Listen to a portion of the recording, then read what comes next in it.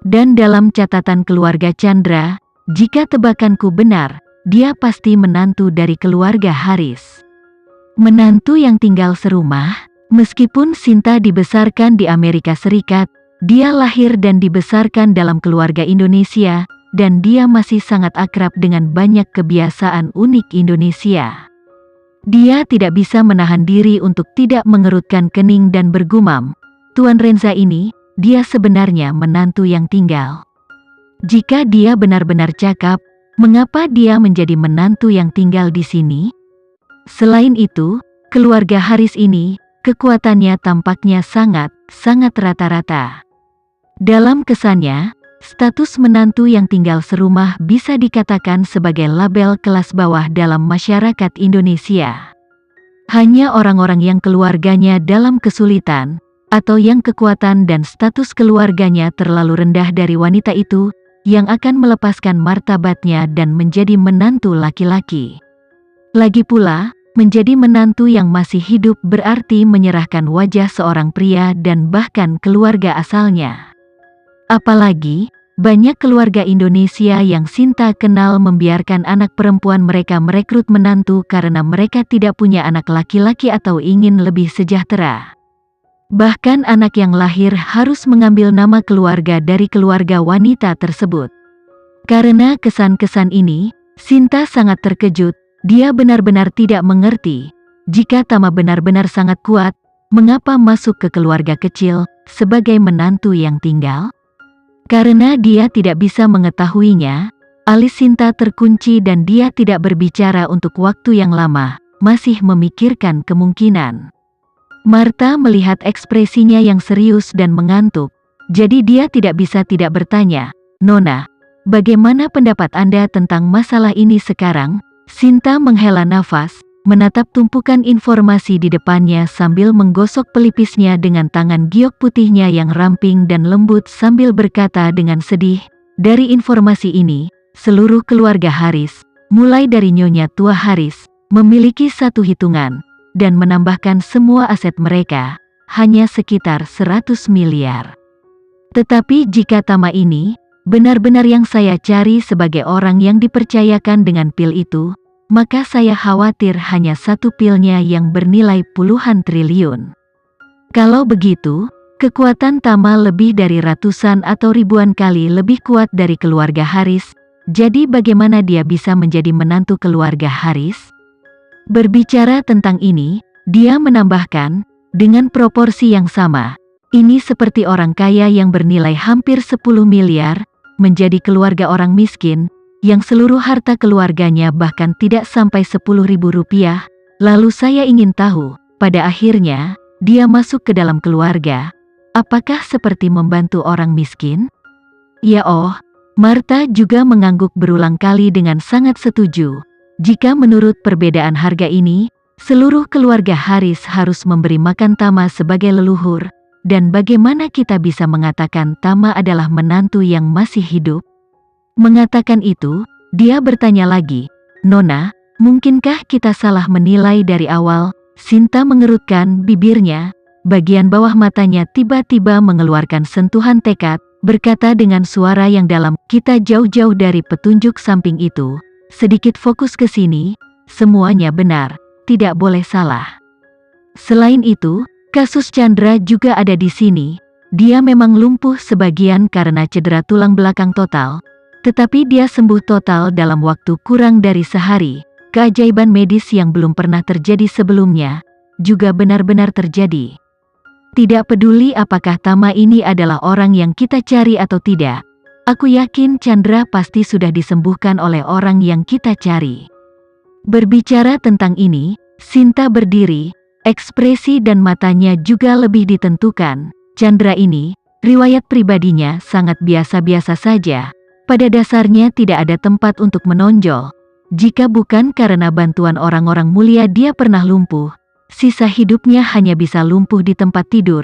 Tidak ada kemungkinan pemulihan, dan saya melihat melalui keluarga dan kontak Chandra. Selain Tama ini, latar belakangnya misterius, orang lain biasa-biasa saja seperti Chandra, dan tidak mungkin membantunya dalam situasi seperti itu. Marta berkata, "Nona, latar belakang Tama ini sama sekali tidak misterius. Semua latar belakangnya jelas. Dibandingkan dengan keluarga Haris, dia bahkan tidak biasa-biasa saja. Tidak, Sinta dengan serius berkata, riwayat hidup Tama sebelum usia 18 tahun hampir sepenuhnya kosong. Ini menunjukkan bahwa dia tidak bersekolah di sekolah dasar formal, juga sekolah menengah pertama formal, wajib belajar 9 tahun, diterima di panti asuhan. Resume semacam ini, hampir sama dengan kosong. Semakin seperti ini, semakin aku merasa tak terduga.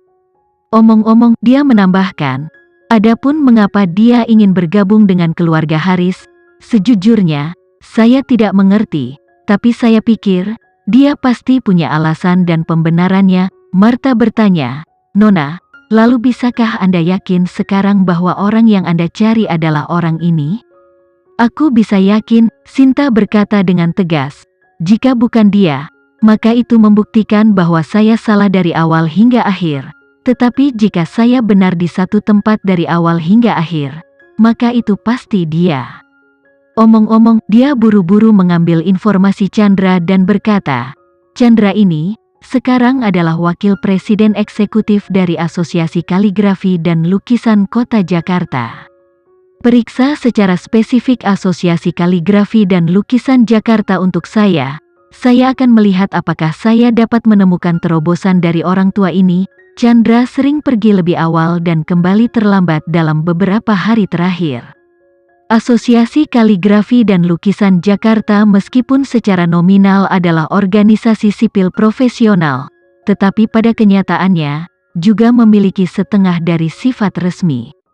Secara keseluruhan, ini adalah kelompok masyarakat semi-resmi, semi-sipil.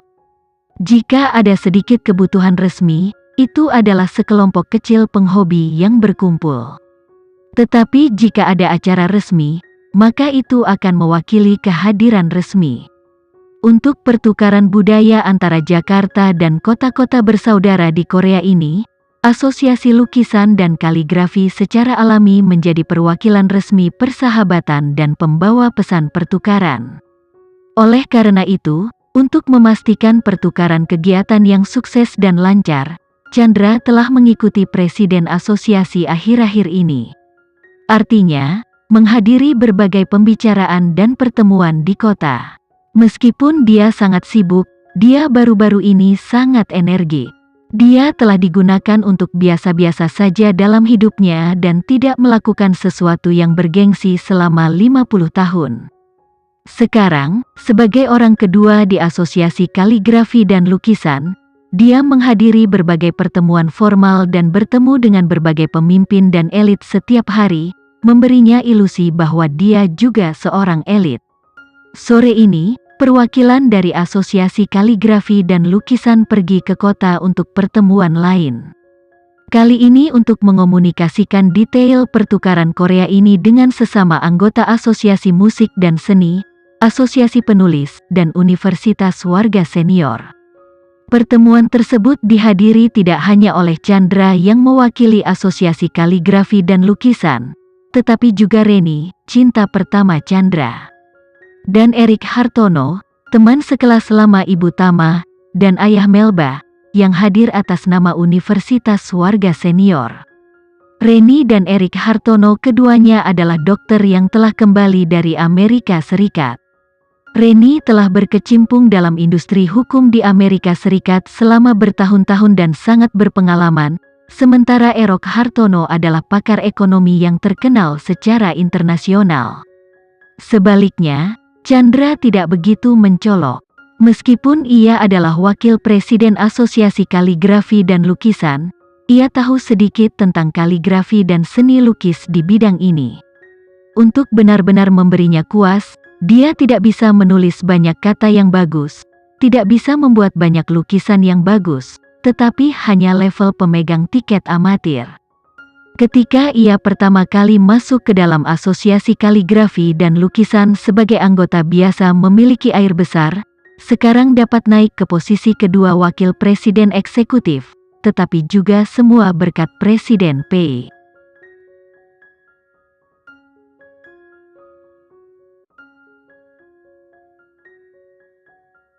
Sekian dulu ya video kali ini, kita lanjutkan lagi videonya di lain waktu.